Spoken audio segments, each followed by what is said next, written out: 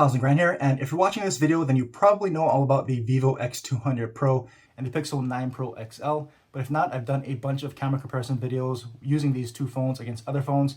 So if you want more details and to know more about them, go ahead and check out those videos. But I think a lot of people are probably wondering about the lens flare on the Vivo. I got a ton of comments about this. And as of this recording, I have the latest camera update. I posted online a clip where I think the lens flare has been resolved as of this update on the Vivo. I showed that you can see the lens flare in the viewfinder and the resulting photo, the lens flare is gone. So it looks like they may have put in a fix software-wise to remove that from the photos. In videos, it will still be there. And for the record, I can get pretty much any modern smartphone camera to have some lens flare. It's just how these modules are designed on these cameras, and it's going to depend on the angle that you're shooting at. But that's just my personal opinion and my personal experience doing all these camera comparisons with all these smartphones.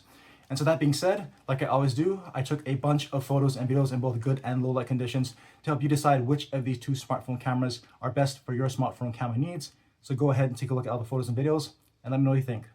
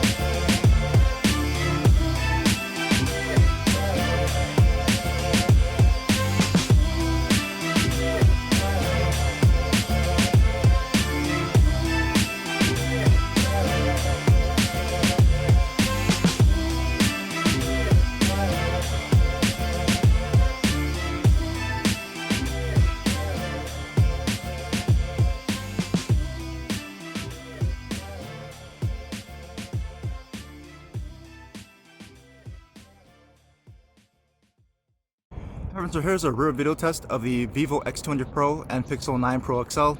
This is the ultra wide angle cameras to start out on each at 4K 30 frames per second. So I'm just going to pan around here in the park in this particular setting so you get a side-by-side view of these ultra wide angle cameras and what they look like. And I'll pan down here. And I'll pan up because sometimes it tries to re-expose for the sky so you can see what that looks like. And I'll go ahead and pan over to the right so we can test zoom on that cell tower. So we have a 3.7x or 85mm telephoto on the Vivo, 5x here on the Pixel. You can see what that looks like side by side, both looking nice and stable here. And we can move into a 10x on the Pixel and a 10x on the Vivo. Again, you can see this side by side, both are looking pretty clear. Pixel looks a tad bit more steady in the viewfinder, it's rock solid.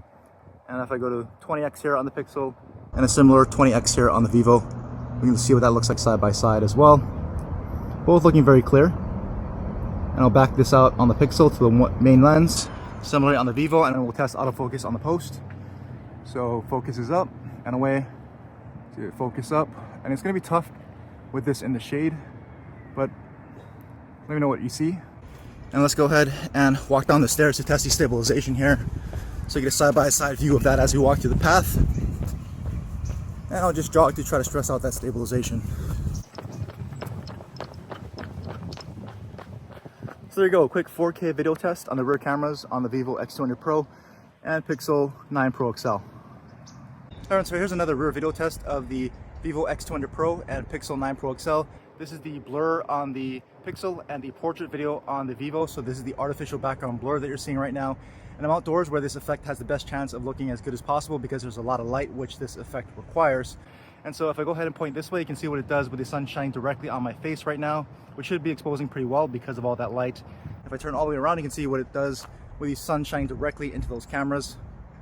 And if we go all the way back this way, we can just start walking so we can test the stabilization here to see how this effect holds up with some movement. So let me know what you think about blur video on the Pixel and portrait video here on the Vivo X200 Pro.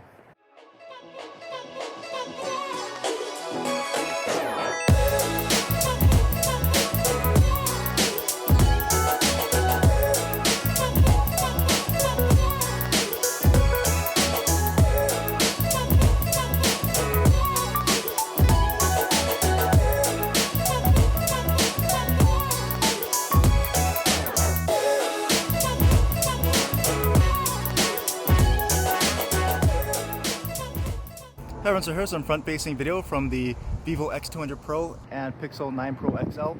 This is being shot at 4K 30 frames per second. And off the bat, you'll already notice that the Pixel has the wider field of view. It gives it more in the frame right now.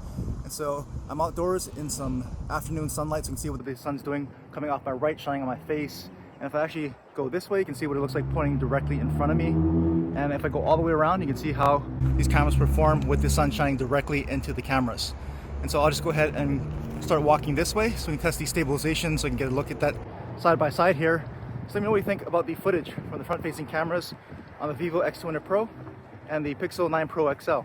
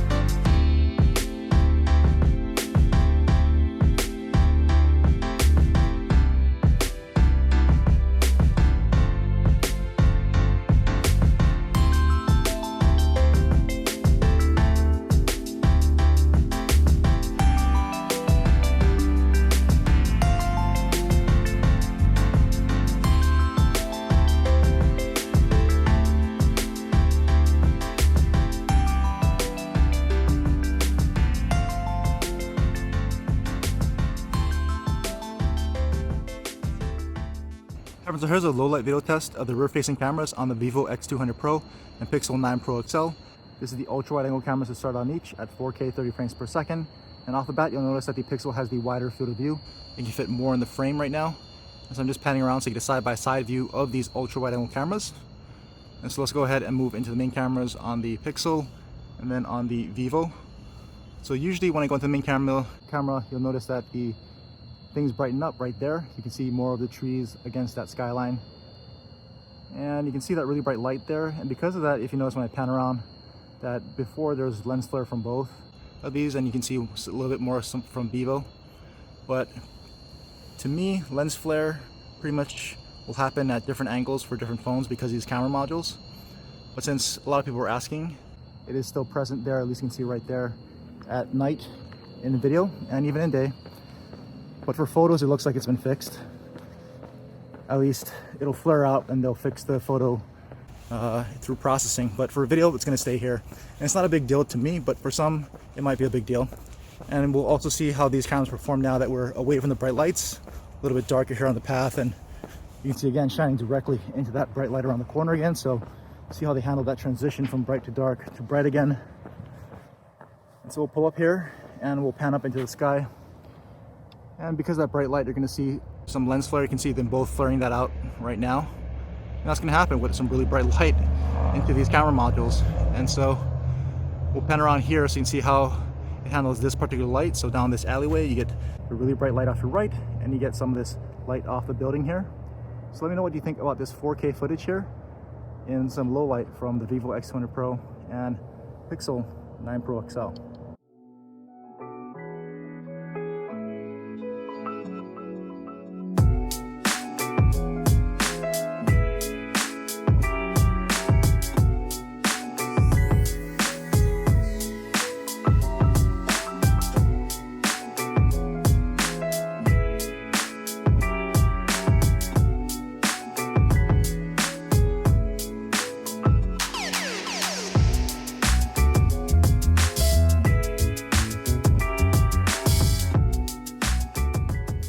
So here's a low light video test of the front facing cameras on the Vivo X200 Pro and the Pixel 9 Pro XL.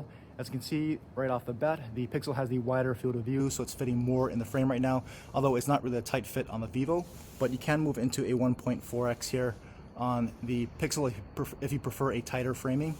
Let's move back to the full ultra wide angle on the front so you get that full view here. And I'll pan this way just so you can see this really bright street light behind me and how these front facing cameras are handling it with the light shining directly into them. And pretty much any camera is going to struggle with that, especially front facing smartphone cameras. But I did want to show you that just because if you're using these to shoot out and about, you can see what to expect with some really bright light around you. And I'm just walking so I can test the stabilization and show you that side by side, as well as to show you a different lighting condition here. It's a little bit darker. And as you round the corner, we'll pull up here and we'll pan all the way around so you can see a bunch of really bright lights shining directly into the camera. So again, you can see what that does to the overall picture quality here and how they're handling that. But I'll just go ahead and move back over here so you can see side by side how these cameras perform in this little bit darker area here. But do let me know what you thought about the overall camera comparison here between the Vivo X200 Pro and the Pixel 9 Pro XL. Which one did you prefer and why? And would you rather use on a daily basis? I think for the main cameras, it's going to come down to the overall software processing. Pixel always impresses me. Sometimes I think the photo's not going to be that great when I take it. Processing happens and it comes out to be pretty impressive. I'm liking what I'm seeing from Vivo. I do like Vivo image processing. And then ultra wide, I'm not a big ultra wide camera fan, so you let me know which one you prefer there. But the real star of the show and the real big difference here is going to be the telephoto lens. That's the real reason to get a X200 Pro or an X100 Ultra, that really large telemacro sensor, because you can get very close to a subject. I think online they say somewhere around 12 centimeters, but I'm getting maybe about 8 centimeters close to a subject, whereas traditional telephotos is going to be more than double that length. It's just like the Pixel here. And because of that, and also coupled with the larger sensor on the Vivo, you're getting a much more natural and shallower depth of field, so much more natural bokeh than you're getting on the telephoto lens on the Pixel. That's pretty evident from the picture samples. If you want to go back and take a look, it's pretty obvious. But again, let me know what you think, which one you preferred. Any other questions or comments, drop them down below. I'll try to answer what I can. As always, thanks for watching.